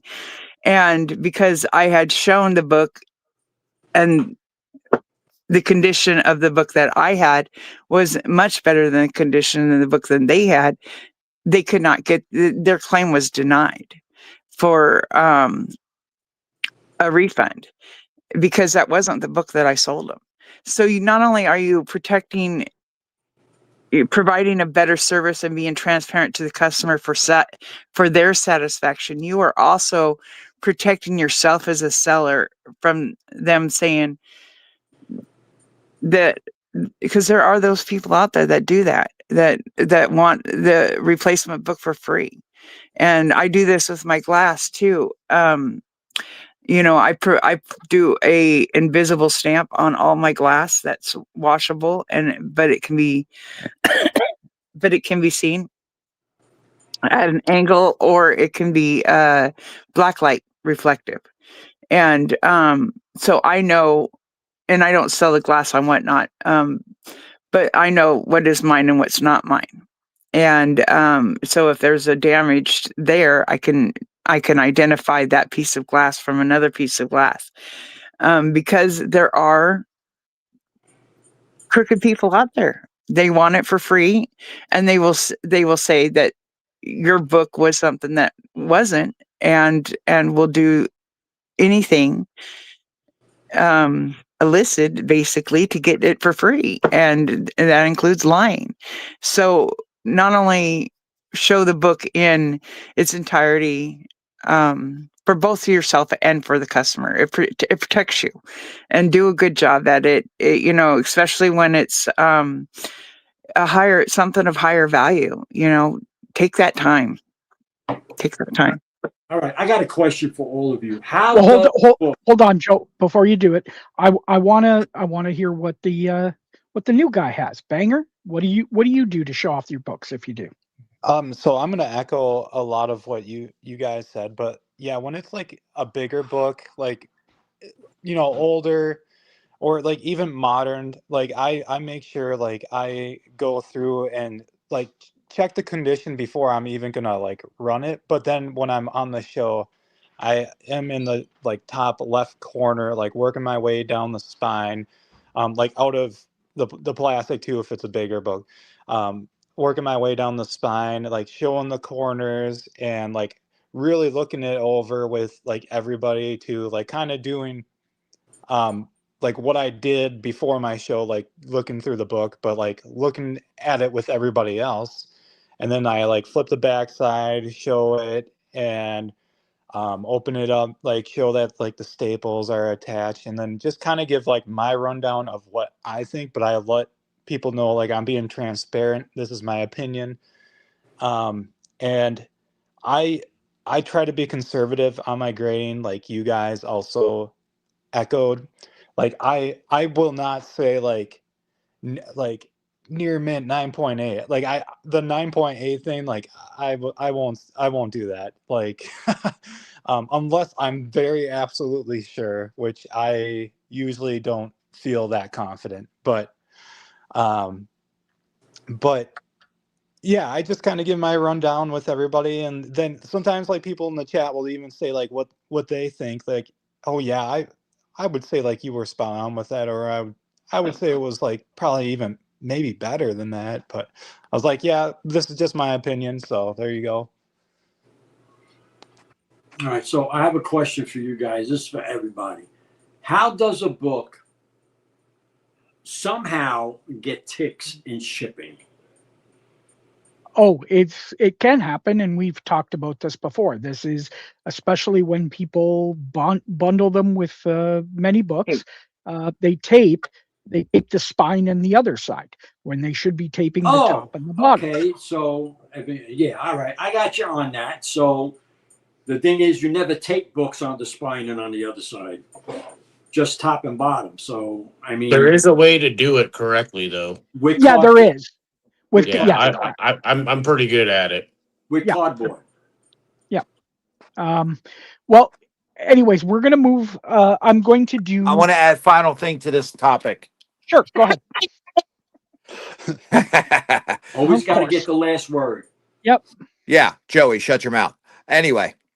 Oh, your ass is grass now, buddy. Once your integrity has been questioned, it is very hard to get people to trust you again. Period. Yeah. Yep. Absolutely. Absolutely. I'm going to do a little show and tell. Now, one thing that did kind of get brought up that I was going to bring up, but I do it a little differently than most. And that is what I do is I use a backer board when I'm showing stuff. I use a brand new backer board when you're showing it. The one thing I do is my camera's is really focuses, like it rack focuses quick between things. But if you're using like a normal camera, but as Skippin said, use your hand. I use a white backer board because it shows off how white the book is.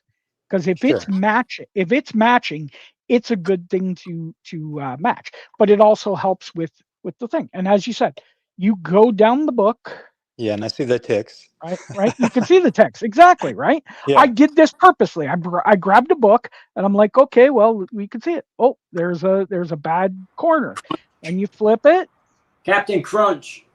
Yeah. Right. And you move it along. And you could kind of like tell too with that white, like, and the white parts, you could on the corners. You could also kind of maybe like say like the coloring differences between the whites. Yeah, exactly. Right. So now you've got your thing, and now you've done. Holy shit, that's Micronauts.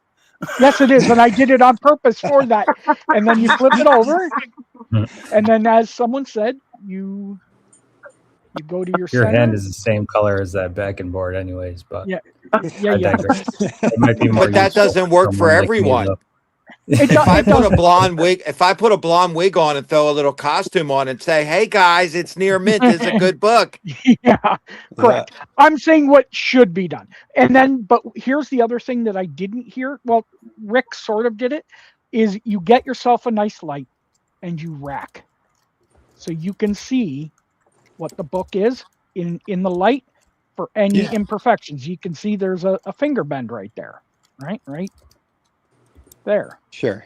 Right? So you rack to see how much gloss is, because everyone says, spine, corners, whatever, but people forget gloss. Gloss is important if you are getting graded. So what's those 98 Godzillas back there? Who'd you pay for that? I didn't pay anything. That's who'd you pay off, bro? I didn't have to pay off anybody. I'm 9-eating the whole run. I'm like five short of those are my nice. whole 9. Yeah, thank you. No, they're being buried with me. Oh God! He needs a double sight just for himself. Yeah. Yeah. So, but that's a quick idea of how you show off a book, because I have to say I've seen people that are doing it at like arm's length, bless you, yeah. And you're not seeing it up close, and I'm like, can I see the spine? And they're getting offended. They're like, I just showed it off. I'm like, no, you didn't. Right. So, but I think that's a perfect opportunity to shout out Bragging Rights and Guess the Grade, 2 other shows featured on Flat Earth Santa's channel. Go ahead and check them out. That's what you can expect on there. I fell asleep on that one. Yeah. Don't worry, Joey. You won round 1. Yeah.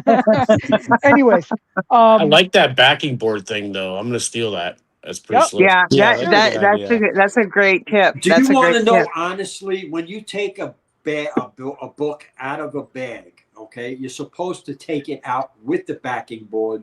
Yes. So you do not have any rub instances on the back of the book.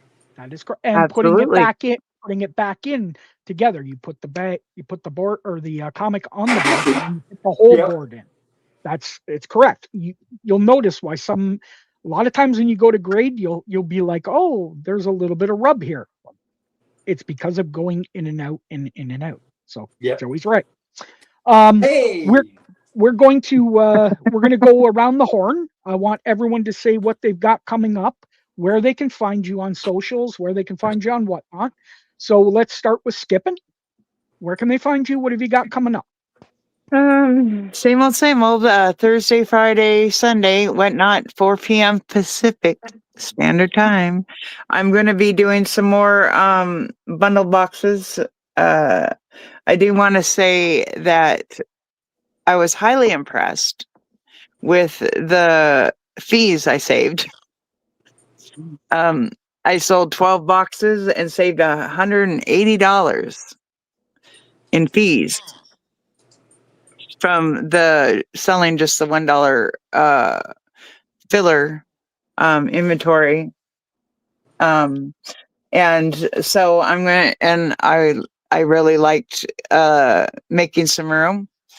And so I'm going to be doing that again. I may not do 12 every show, but I am going to be doing that continuously until everything's gone. And selling off a few reseller boxes of inventory, or maybe not for resellers, because I do have one guy that purchased it so he could give the books out to kids in his profession. And so we had that. And but for 12 boxes, I saved $180, you guys, in fees. Wow. That's awesome. Wow is right. And That's great. yeah. And so I was like, I was like, I'm doing this again. Plus, I mean, it still was a lot of work for, packaging up 900, 1,100 books by the time the weekend was over, to package and ship out. But, $180 was a nice chunk of change to not give Whatnot or PayPal, as the case would have been for each transaction. And it also went a little faster selling that than it would have been selling one eaches as well. And so that's coming again. Yep, my buddy John from Power Hockey Camps. He does it once a week. He does 3 shows, 2 regular type of shows. 4. He does 2 regular shows, one sort of what do you call it, the sudden death, and one with the flat rate boxes. So it works out great. Yep. All right. I'm definitely going to keep that up. So resellers, come see me. Nice. Omen, where can people find you? What have you got coming up? I'm Omen Bids on Whatnot and Instagram, and I do comics, coins, cards, and cannabis accessories. We're doing a bunch of specials for the upcoming holiday, if you will. So be sure to stay tuned and bookmark for those if that's your fancy. And we're actually doing Pikachu cosplay cards tomorrow evening. So if you want to check those out, stop by as well and say hello. Awesome. Mr. Joey, where can Okay, they find you? Joey DWW1 on Whatnot, on Instagram, on TikTok. I have I'm helping out new sellers tomorrow with a raid train. So I'm leading them off tomorrow. It's called the Babes Raid Train. Saturday, I have Superman Day starting at 8 o'clock, and I'm going all day long. I have the Pikachu cosplay. I got the anime heroes. I have the heroes and villains. I've got the Halloween. I've got the Hanna-Barbera cards. I've got free Supergirl comics for Superman Day. All Superman books are going to be going at $1 a piece.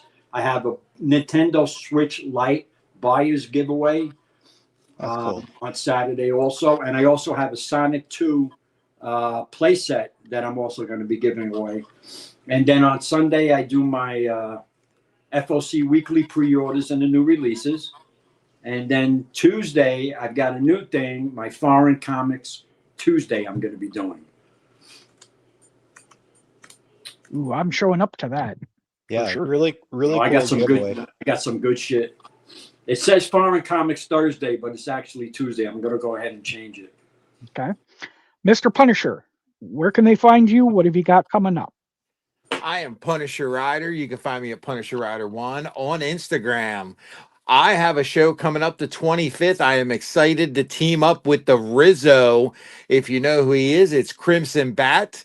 It is Rizzo Comics. He is dropping Crimson Bat #2, and he has asked me to have my very own exclusive. The book was written by Aaron Rizzo, and Rob Broussard is the artist of the book. My cover was created by me, done by Surtur, and we are dropping that on the 25th. Super, super excited about that. August 7th through the 9th. I will be at Terrificon at a booth with Surtur and Flat Earth Santa. Also, my NWO brother, Soder Pop, Mel, and Miss Surtur, all in attendance.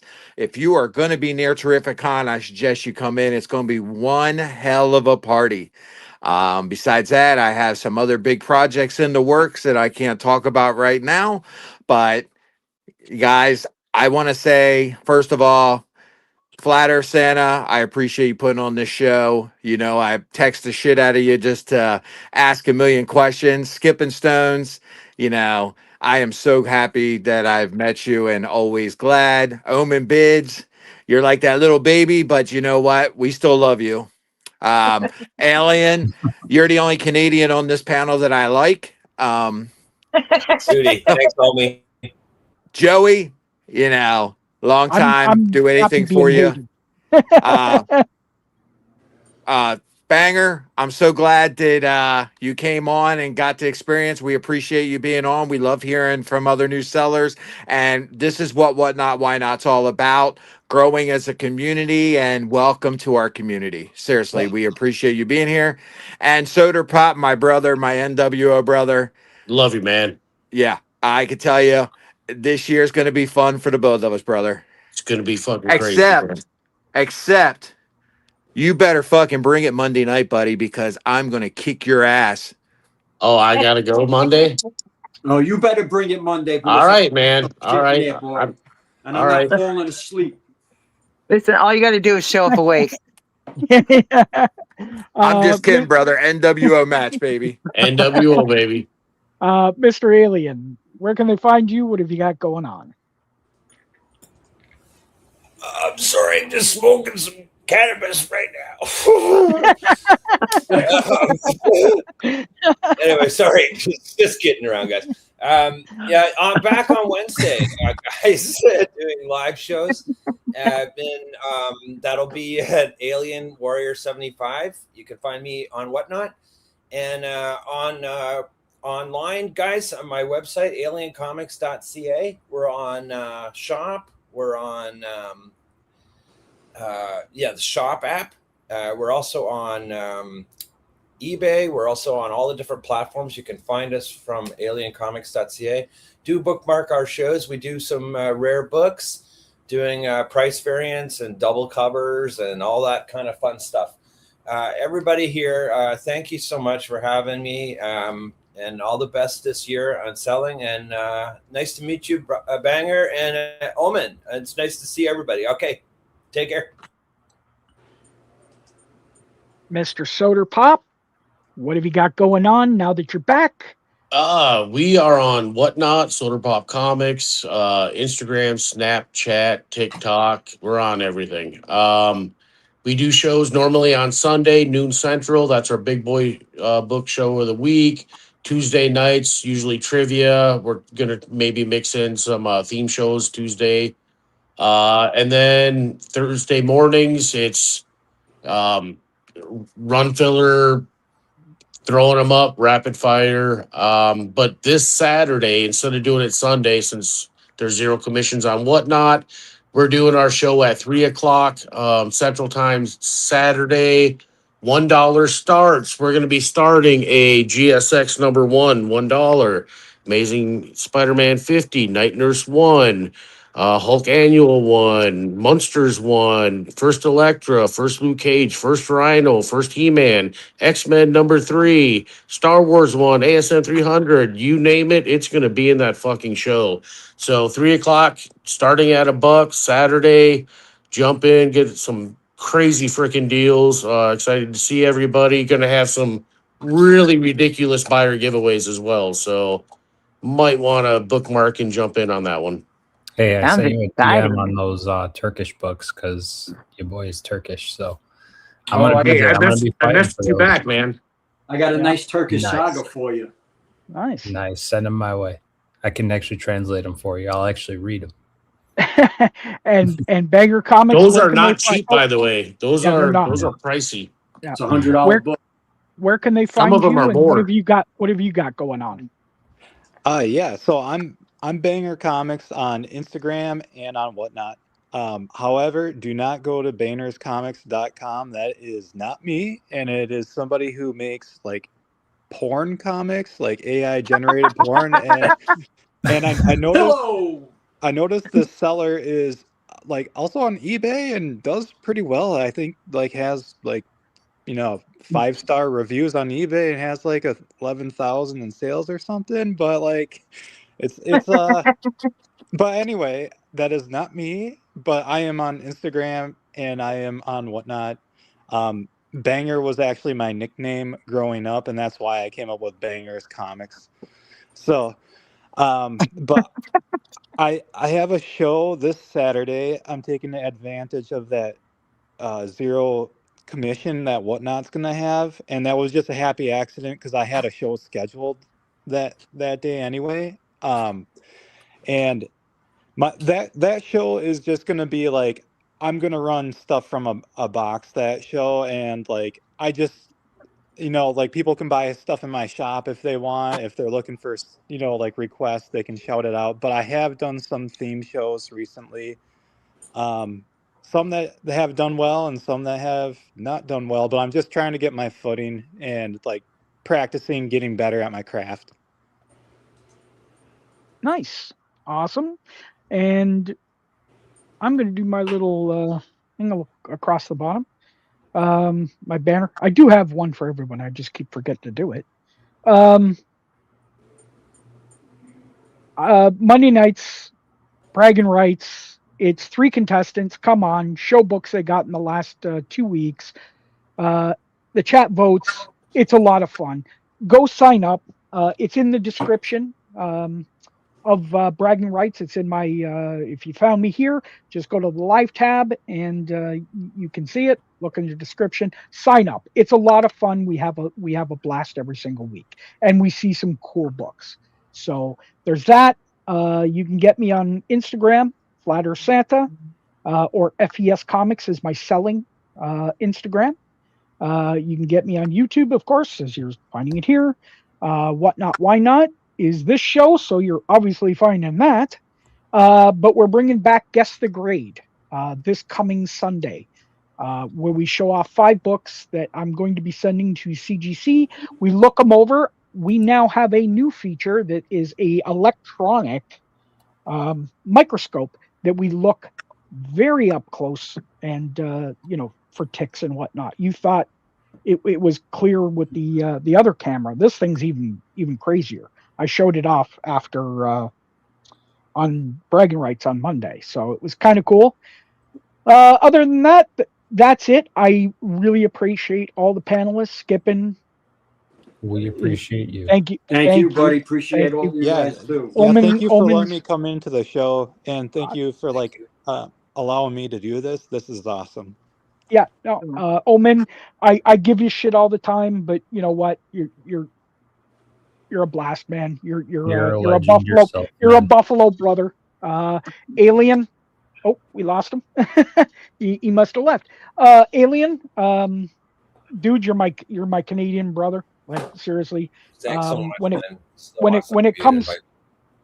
when it comes to stuff that's rare and whatever, and I sometimes don't know, I'll hit you up and be like, "Have you seen this?"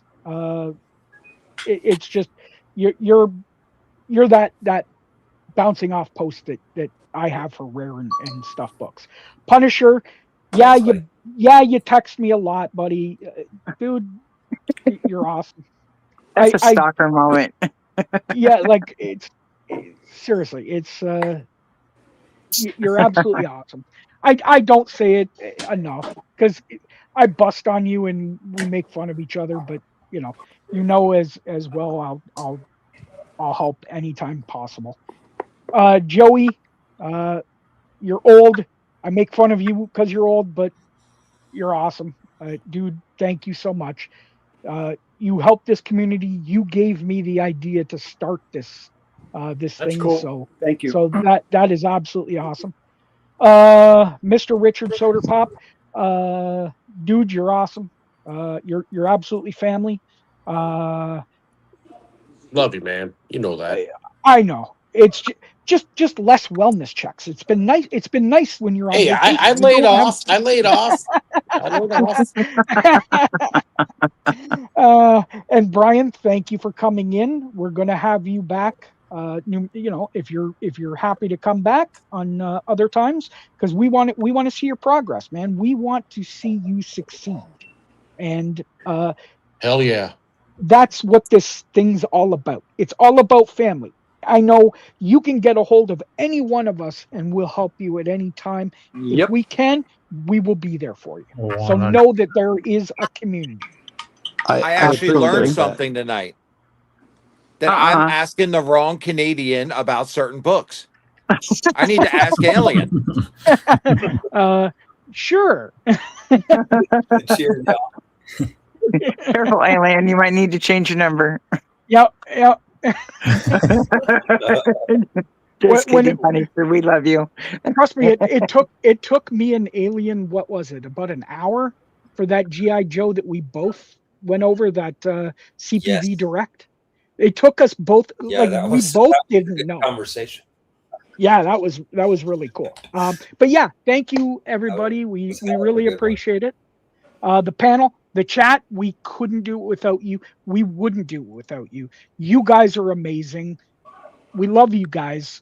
You come out every week. You make the chat fill up. You say stuff. You interact. You bring good things to the panel.